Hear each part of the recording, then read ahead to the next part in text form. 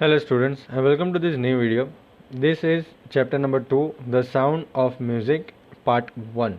Evelyn Glennie listens to sound without hearing it. So in this story we are talking about Evelyn Glennie, who listens to sound, who has the ability to listen to sound without hearing it. So let us see how Evelyn Glennie listens to the sound. सुने बिना वो कैसे वो sound को सुन सकती है. God may have taken her hearing, but he has given her back something extraordinary. God ने उनका सुनने का जो शक्ति है ना, सुनने का जो पावर है वो तो ले लिया है, but he has given back something extraordinary. उनको वापस क्या दिया है? बहुत ही बढ़िया चीज़ दी है. What we hear, she feels. जो हम सुन सकते हैं वो महसूस कर सकती है. Far more deeply than any of us. और इतना गहराई से वो महसूस कर सकती है जितना हम गहराई से सुन भी नहीं सकते. That is why she expresses music so beautifully. तो इसीलिए वो म्यूज़िक एकदम बढ़िया एक्सप्रेस करती है, एकदम म्यूज़िक बढ़िया बजाती है. ओके, चलो. Read the following account of a person who fought against a physical disability and made her life a success story. तो हम ये अकाउंट मतलब ये जो स्टोरी है वो पढ़ने वाले हैं जहाँ पे अपनी फिजिकल डिसेबिलिटी को वो लड़ रही है उसे अपने फिजिकल एबिलिटी से, और अपनी जो स्टोरी है वो सक्सेस बनाई है उसने, अपनी जो ज़िंदगी है वो सक्सेस बनाई है. चले, let us move on to the chapter. Rush hour crowds jostle for position on the underground train platform. Rush hour मतलब ऐसा टाइम जहाँ पे सब लोग एक समय एक जगह पे होते हैं. मतलब रश आवर मतलब बहुत ही भीड़ हो जाती है. क्राउड्स मतलब बहुत सारे लोग. जॉसल मतलब एक दूसरे को धक्का मुक्की कर रहे हैं. किसके लिए? फॉर पोजीशन, अपनी जगह के लिए एक दूसरे के साथ धक्का मुक्की कर रहे हैं.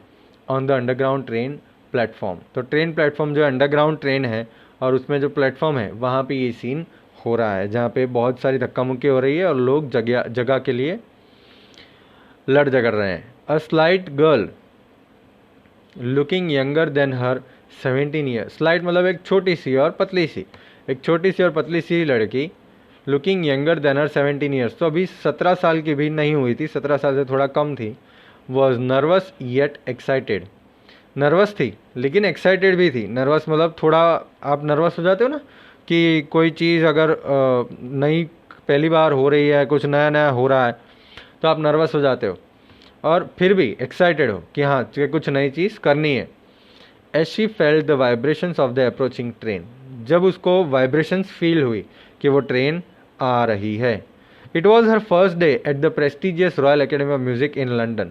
उसका सबसे पहला दिन था आज रॉयल एकेडमी ऑफ म्यूज़िक जो लंदन में है और बहुत ही फेमस है. प्रेस्टिजियस मतलब famous. And daunting enough for any teenager fresh from a Scottish farm. Daunting मतलब फ्राइटनिंग, डरावना, और डरावना भी था क्योंकि वो बहुत ही बड़ी एकेडमी थी और ये एक बहुत ही छोटी सी लड़की थी जो स्कॉटिश फार्म से आई थी. स्कॉटलैंड से आई थी और बहुत ही छोटे गांव से आई थी. But this aspiring musician face the bigger challenge than most. लेकिन ये जो एस्पायरिंग म्यूजिशियन मतलब जो म्यूजिशियन बनना चाहती है ना वो, तो एस्पायरिंग म्यूजिशियन बोलते हैं उसको. जो एक्टर बनना चाहते हैं उसको हम बोलते हैं एस्पायरिंग एक्टर. तो ये जो एस्पायरिंग म्यूजिशियन थी वो इससे बड़ा एक चैलेंज फेस कर रही थी. वो चैलेंज था she was profoundly deaf. Profoundly मतलब पूरा, प्रोफाउंडली मतलब पूरी, डेफ मतलब बहरी थी. She was deaf. Evelyn Glennie's loss of hearing had been gradual. तो हम बेटा उसकी कैसे उसको सुनाई नहीं दिया और कैसे वो बहरी हुई उसकी हम बात करते हैं.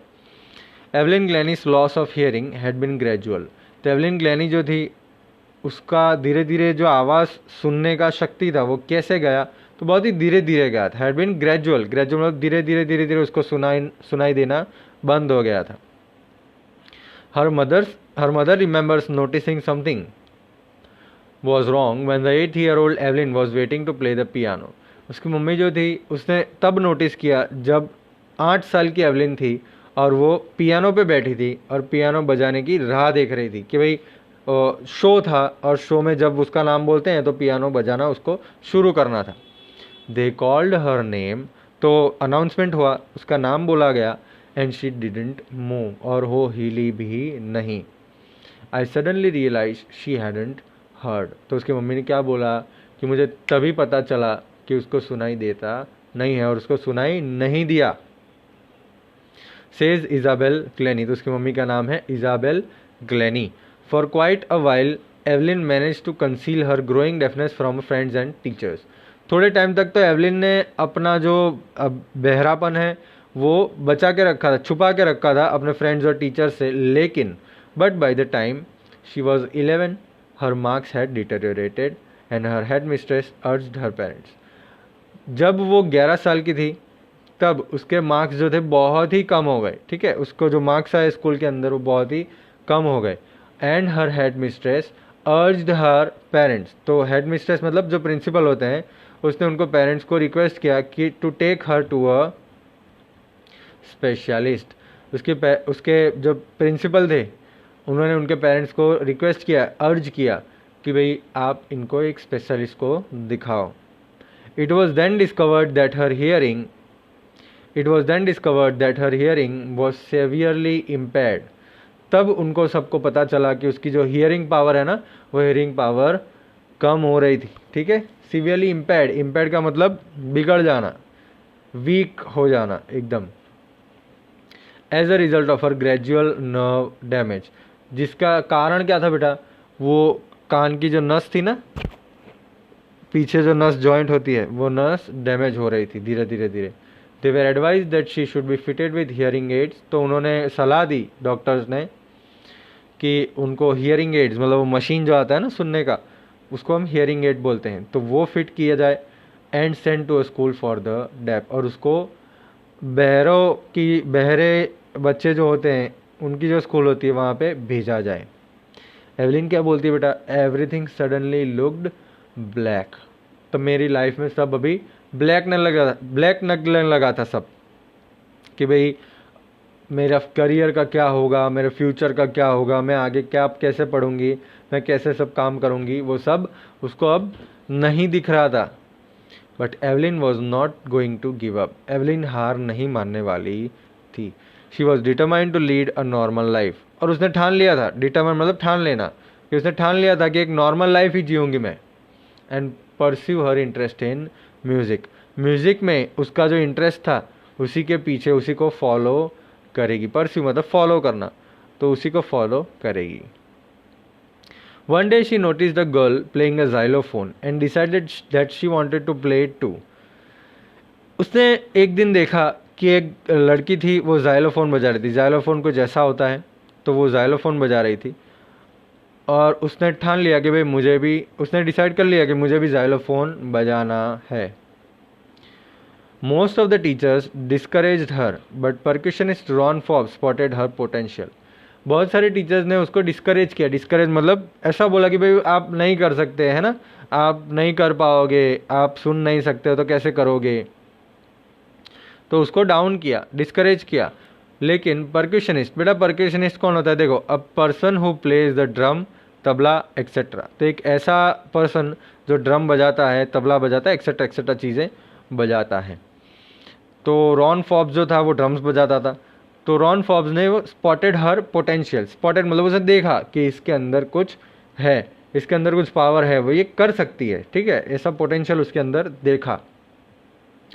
ही began by tuning 2 large drums to different notes, तो उसने शुरू किया और 2 बड़े ड्रम्स जो थे वो लाए, उसको ट्यून किया, ट्यून मतलब वो सेट किया, उसका नोट होता है ना, जैसे हम बोलते हैं ना बेटा राग होता है, वैसे ही ड्रम के अंदर नोट्स होते हैं, तो उसको नोट सेट किया, एक को हाई सेट किया और एक को लो सेट किया। हाई पिच मतलब एकदम पतली सी आवाज़, और लो पिच मतलब एकदम गाढ़ी सी आवाज़। Don't listen through your ears, he would say, उसने बोला कि आप अपने कान से मत सुनो, try to sense it some other way, तो आप किसी और तरह से महसूस करना ट्राई करो, ऐसा ट्राई करो कि आप किसी और तरीके से महसूस कर सको।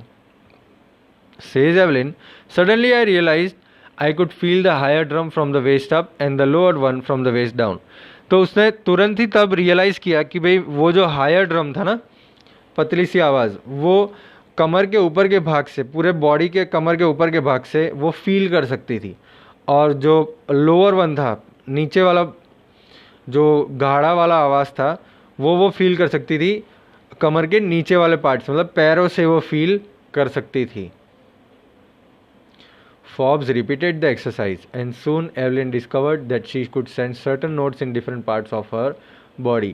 तो फॉर्ब्स ने, रॉन फॉर्ब्स जो था, उसने ये एक्सरसाइज फिर से की, ये फिर से उसने सेट किया और एवलिन को पता चला कि वो कई नोट्स, जो अपर हो लोअर हो, ऐसे जो नोट्स है ना, वो नोट्स सेंस कर सकती थी, महसूस कर सकती थी अलग अलग पार्ट्स ऑफ द बॉडी से। I had learned to open my mind and body to sound and vibrations. So what is Evelyn telling here? That she has learned, यानी उन्होंने सीखा था, उन्होंने सीखा कि मेरा माइंड मुझे खोलना चाहिए और मेरा जो बॉडी है वो मुझे साउंड और वाइब्रेशंस के लिए, महसूस करने के लिए खोलना चाहिए, ओपन होना चाहिए बेटा। ओपन का मतलब क्या कि आप सेंस कर सको, आप माइंड एकदम फोकस्ड रखो और आप ध्यान दे के आप अगर वो ट्राई करो तो हम भी महसूस कर सकते हैं, लेकिन इतना गाढ़ा महसूस नहीं कर सकते जितना एवलिन करती है। The rest was share determination and hard work.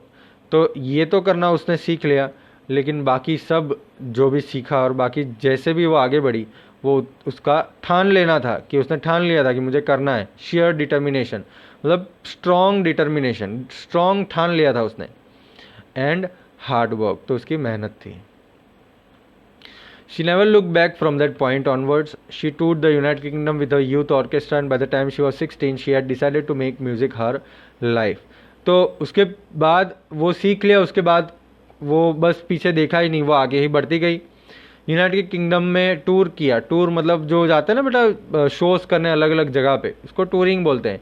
तो यूनाइटेड किंगडम के अंदर उसने टूर किया एक यूथ ऑर्केस्ट्रा के साथ। यूथ ऑर्केस्ट्रा मतलब ऐसे लोग जो 18 साल से कम होते हैं, जो म्यूज़िक बैंड में होते हैं, और ऑर्केस्ट्रा मतलब म्यूज़िक बैंड।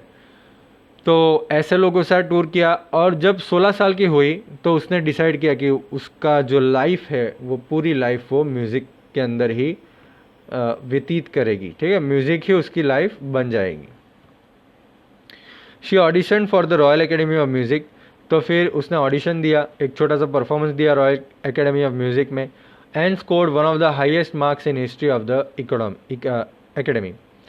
और सबसे हाईएस्ट मार्क्स पूरे भूतकाल में, मतलब हिस्ट्री में, पूरे टाइम में सबसे highest marks, one of the highest marks उसको मिले। She gradually moved from orchestral work to solo performances. तो वो ऑर्केस्ट्रल वर्क मतलब बैंड में प्ले करने के जो उसका चांस था बैंड में प्ले कर रही थी, वहाँ से धीरे धीरे वो अकेले प्ले करने पे आ गई, अपने अकेले के परफॉर्मेंस देने लगी थी वो। और लोग देखने भी आते थे, भले ही वो खाली ड्रम बजाती या जाइलोफोन बजाती, लोग देखने भी आते थे। At the end of her 3 year course she had captured most of the top awards. तो 3 ईयर का कोर्स जब रॉयल एकेडमी ऑफ म्यूज़िक में उसका ख़त्म हुआ, वो टाइम ख़त्म होने तक उसने बहुत सारे टॉप अवार्ड्स ले लिए थे।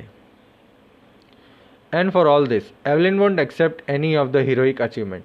ये सारी चीज़ों के लिए एवलिन ऐसा नहीं बोलती है कि नहीं मैंने कुछ हीरोइक किया है, मैंने कुछ बढ़िया चीज़ की है, मतलब मैंने कुछ ऐसी चीज़ की है जो और कोई नहीं कर सकता है। If you work hard and know where you are going you will get there. अगर आप मेहनत करोगे, अगर आप आगे बढ़ोगे और अगर आप ठान लोगे कि नहीं मुझे करना ही है, तो वो आप कर पाओगे। And she got right to the top, the world's most sought after multi percussionist with a mastery of some 1000 instruments and a hectic international schedule. तो वो उसकी ऊंचाइयों को वो छू गई थी, वो बहुत ही आगे बढ़ गई थी। और she was world's most sought after multi percussionist. Sought after मतलब लोग चाहते थे उसको, ठीक है, लोग उनको बुलाते थे परफॉर्मेंस के लिए। बहुत सारे थाउजेंड ऑफ इंस्ट्रूमेंट्स पे मास्टरी उसकी हो गई थी, बहुत सारे इंस्ट्रूमेंट्स उसको बजाने आते थे। और उसका जो पूरा शेड्यूल था है ना, पूरा एकदम कहाँ यहाँ जाना है, वहाँ जाना है, ये प्ले करना है, यहाँ परफॉर्मेंस करना है, ये करना है, वो करना है। तो उसका पूरा जो शेड्यूल था वो इंटरनेशनल था और अलग अलग कंट्रीज़ में बजाने के लिए जाती थी वो, और बहुत ही हेक्टिक था। हेक्टिक का मतलब बहुत ही टाइट शेड्यूल था, बहुत ही घिसा हुआ था, मतलब यहाँ से यहाँ, यहाँ से यहाँ, एकदम टाइट था, अपने लिए टाइम उसको नहीं मिलता था, इतना टाइट शेड्यूल था। It is intriguing to watch Evelyn function so effortlessly without hearing. Intriguing का मतलब भाई कि बहुत ही बढ़िया और एकदम जानने लायक कि एवलिन ऐसे कैसे कर सकती है, ठीक है, एकदम आराम से वो सुने बिना परफॉर्मेंस दे रही थी। ओके, ये जो इंटरव्यू है वो लिया हुआ है डेबोरा कावली ने। तो ये इंटरव्यू जो लिया है उसके अंदर ये 2 आवर का जो डिस्कशन हुआ, बातचीत हुई ना एवलिन के साथ, उसने क्या बोला, she never miss the word, एक भी वर्ड उसने मिस नहीं किया मैंने जो भी बोला। Man with bushy beards give me trouble, she laughed. उसने बोला कि जिसकी दाढ़ी बहुत होती है ना, बहुत ही दाढ़ी होती है, जिसके होठ ही नहीं दिखते वो क्या बोल रहे हैं, क्योंकि ऐसे लोग तो लिप रीडिंग करते हैं, है ना, लिप रीडिंग से उनको पता चलता है कि हम क्या बोल रहे हैं। तो ऐसे लोग जिसकी दाढ़ी होती है उससे प्रॉब्लम पड़ता है, ऐसा उसने बोला, उसको पता नहीं चलता है क्या बोल रहे हैं वो। इट इज़, देखो बेटा ये है एवलिन। एवलिन सुने बिना म्यूज़िक जाइलोफोन बजा रही है ना, देखो बड़ा सा इंस्ट्रूमेंट है वो बजा रही है सुने बिना, और बहुत ही बढ़िया बजाती है। It is not just watching the lips, it's the whole face, specially the eyes. तो वो क्या बोल रही है कि भाई खाली लिप्स वॉच करना नहीं है, हम तो पूरा फेस देखते हैं और आईज भी देखते हैं। She speaks flawlessly in a Scottish tilt. तो उसका जो बोलने का तरीका था ना वो थोड़ा स्कॉटिश टाइप था, स्कॉटिश लैंग्वेज से प्रेरित था। My speech is clear because I could hear till I was 11। उसने बोला कि भाई मेरी स्पीच बहुत ही क्लियर है, मैं बोल सकती हूँ क्योंकि 11 साल तक तो मैं सुन सकती थी, तो मुझे ये सब मैंने सीख लिया था। But that doesn't explain how she manage to learn French and master basic Japanese. तो ये एक्सप्लेन नहीं होता है कि भाई वो फ्रेंच और जापानीज कैसे सीखी। As for music she explains, it pours in through every part of my body, it tingles in the skin, my cheek bones and even in my hair. तो उसने क्या बोला कि भाई म्यूज़िक के बारे में, म्यूज़िक कैसे मैं महसूस कर सकती हूँ, तो वो मेरे बॉडी के हर एक पार्ट में से मेरे अंदर बहता है। It tingles in the skin, तो मेरे स्किन पे महसूस होता है वो। मेरी चीक बोन्स, मुझे गाल में भी महसूस होता है और मेरे बालों में भी वो महसूस होता है। जब वो जाइलोफोन बजाती है तो वो सेंस कर सकती है, वो महसूस कर सकती है कि भाई वो स्टिक जो होता है ना, जाइलोफोन वाले स्टिक हमने देखा अभी ऊपर, वो जो स्टिक होते हैं वो उससे अपने फिंगर टिप्स पे वो साउंड महसूस कर सकती है। By leaning against the drum she can feel the resonances flowing into her body. तो ड्रम्स बजाते टाइम वो थोड़ा झुक जाती थी ड्रम्स के पास, जिससे वो उसके जो रेजोनेंसेस थे ना, वाइब्रेशंस, जो इकोस पड़घे पड़ते थे, वो फील कर सकती थी अपने बॉडी से। जब वो लकड़े के स्टेज पे परफॉर्म करती थी तो वो अपने शूज़ निकाल देती थी, जिससे वो जो वाइब्रेशंस है वो अपने वो जो पैर है ना, खुले पैर से वो महसूस कर सकती थी और अपने लेग्स पे महसूस कर सकती थी। Not surprisingly Evelyn delights her audiences. तो बिल्कुल भी सरप्राइज नहीं है कि एवलिन जो है वो अपने ऑडियंसेस को एकदम खुश कर देती थी। 1991 में उसको soloist of the year award मिला। सोलोइस्ट ऑफ द ईयर जो अकेले परफॉर्म करते हैं ना, बट उसको सोलो बोलते हैं। तो soloist of the year award मिला उसको, और अवार्ड दिया था रॉयल फिलहार्मोनिक सोसाइटी ने। Master percussionist James Blades. Percussionist मैंने आपको बताया ना, परक्यूशनिस्ट मतलब ऐसे लोग जो ड्रम्स, तबला और ये सब चीज़ें बजाते हैं। तो जेम्स ब्लेड ने वही लाइन बोली जो हमने सबसे पहले देखी थी कि गॉड ने उसकी जो हियरिंग पावर है वो तो ले ली, लेकिन उसको कुछ एक्स्ट्रा ऑर्डिनरी चीज़ दी है, जो वो सुन नहीं सकती वो फील कर सकती है, जो हम सुन सकते हैं वो फील कर सकती है, और हमसे ज़्यादा गहराई में वो फील कर सकती है, इसीलिए वो इतना बढ़िया म्यूज़िक बजा सकती है। Evelyn confesses that she is something of a workaholic. हाँ वो बोलती है, कन्फेसिस मतलब वो, हाँ मैं वो उसने चूज़ कर लिया है कि नहीं मैं वर्काहॉलिक हूँ। वर्काहॉलिक मतलब मैं ऐसा person who finds it difficult to stop working, कि भाई मैं काम करना बंद ही नहीं कर सकती। I just got to work, मुझे काम करना ही है। Often harder than classical musicians. जो क्लासिकल म्यूजिशियंस होते हैं ना, उससे ज़्यादा मेहनत करनी पड़ती है, but the rewards are enormous. मतलब वो जो मेहनत का फल मिलता है उसको, वो बहुत ही बड़ा होता है ना, बहुत ही बड़ा, enormous. Apart from the regular concerts Evelyn also gives free concerts in prisons and hospitals. तो रेगुलर कॉन्सर्ट्स तो वो करती है, रेगुलर परफॉर्मेंसेस तो वो करती है, उसके अलावा भी वो जेल में, प्रिजन्स में और हॉस्पिटल्स में भी फ्री कॉन्सर्ट करती है। She also gives high priority to classes for young musicians. तो जो नए नए म्यूजिशियंस आते हैं ना, उसके लिए जो क्लासेस वो खोली, क्लासेस है, उस पर भी वो ज़्यादा फोकस करती है, ज़्यादा प्रायोरिटी उस पर भी देती है। बेटा Beethoven fund for def children, जो बीथोवन था वो भी ऐसा ही था। तो बीथोवन जो म्यूज़िक बजाता था वो भी बहुत बढ़िया म्यूज़िक, पियानो बजाता था, वो बहुत ही बढ़िया म्यूज़िक बजाता था। तो डेफ चिल्ड्रन के लिए बीथोवन फंड था, और वहाँ पे एन रिचलिन करके जो एक पर्सन थे, वो क्या बोल रही है कि she is shining inspiration for def children. वो एक बढ़िया ही एकदम मॉडल है बहरे जो चिल्ड्रन है उसके लिए। और वो चिल्ड्रन क्या करते बेटा, चिल्ड्रन देख सकते हैं कि वो कर रही है, इतना बढ़िया कर रही है ना, बहरी है तो भी इतना बढ़िया कर रही है, वो सुन नहीं सकती फिर भी इतना बढ़िया कर रही है। They see that there is nowhere that they cannot go, और वो देख रहे हैं, वो चिल्ड्रन सीख रहे हैं कि भाई ऐसी कोई भी जगह नहीं है कि आप नहीं जा सकते हो, आप कुछ भी कर सकते हो। Evelyn Glennie had already accomplished more than most people twice her age. तो एवलिन ग्लैनी की जो एज थी उससे डबल एज वाले लोग जो अचीव करते हैं ना, वो इतनी एज में एवलिन ग्लैनी ने अचीव कर लिया है, अकम्प्लिश कर लिया है, पूरा कर लिया है। She has brought percussion to the front of the orchestra.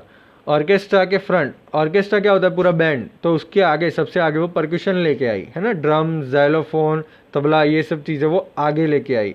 वो सब तो पीछे होता है ना, ड्रम ऑर्केस्ट्रा में जाइलोफोन होता है, ड्रम होता है, वो सब पीछे होता है। लेकिन एवलिन ग्लैनी की परफॉर्मेंस और एवलिन ग्लैनी खुद इतनी मोटिवेशनल थी, इसलिए वो ऑर्केस्ट्रा में परक्यूशन को आगे लेके आई है ना।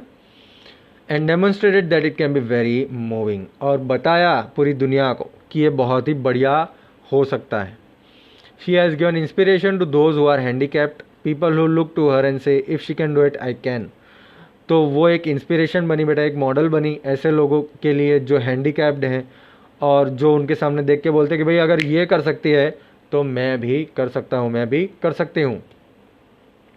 And not the least she has given enormous pleasure to millions. तो कुछ भी नहीं तो लाखों लोगों को उन्होंने प्लेजर दिया है, बहुत ही मज़ा दिया है ना, उनके म्यूज़िक से बहुत ही बढ़िया म्यूज़िक सुना के एकदम खुश कर दिया है।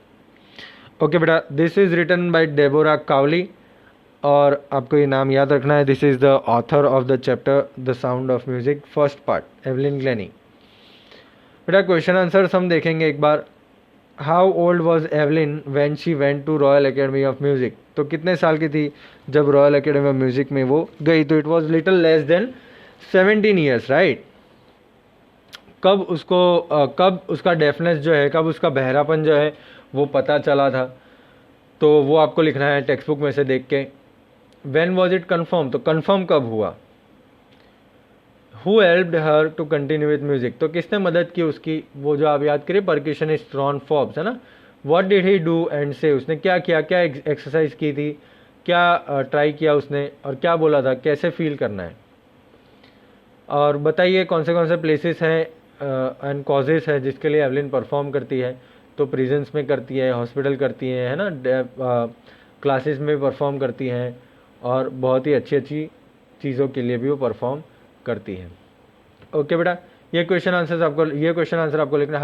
How does Evelyn here music, तो वो पूरा डिटेल में आपको लिखना है।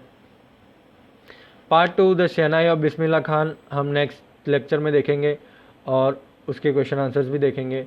बेटा आपको question answers, you have to write your question answers in the fair book of English and try.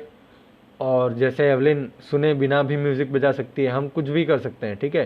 B have motivation in you to study. अभी भले आप घर पे हो या कहीं पे भी हो, आप पढ़ने का मोटिवेशन रखिए और मज़ा करिए, नो प्रॉब्लम, लेकिन पढ़ाई भी थोड़ी ज़रूरी है, ये दिस इज़ इम्पॉर्टेंट, ये भी ज़रूरी है, तो ये भी आप कंटिन्यू करिए। चलिए will move to the next lecture, और हम नेक्स्ट लेक्चर में देखेंगे नेक्स्ट पार्ट जो इसका है। बाय बाय फ्रेंड्स, और हम मिलेंगे नेक्स्ट लेक्चर।